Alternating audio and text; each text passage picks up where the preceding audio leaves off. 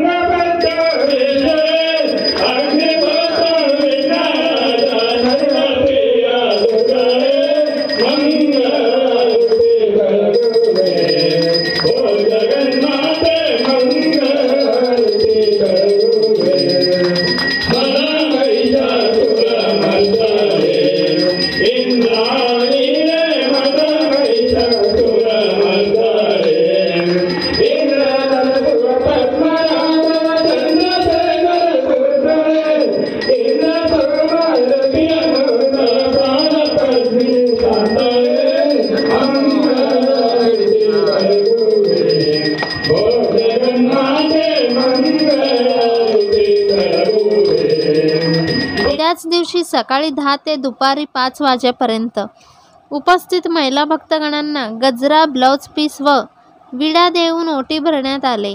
त्यानंतर सुहासिनी भोजन महाप्रसादाचा कार्यक्रम संपन्न झाले। या प्रसंगी 4000 महिला भक्तगणांनी महाप्रसादाचा लाभ घेतला। कुंकुमार्चन व सुहासिनी महाप्रसाद कार्यक्रम यशस्वी करण्यासाठी ट्रस्टचे अध्यक्ष ॲडव्होकेट काशीनाथ रुगे, सिद्धरामप्पा गोकावी, बसवराज खट्टे, मल्लिकार्जुन कटगेरी, गुंडप्पा दुत्तरगी, अमित काबणे, अमर मेत्रे, बसवराज चितली, सुरेंद्र हिरजे, मल्लीनाथ पोद्दार, बसवराज स्वड्डे आदींनी उपस्थित होते।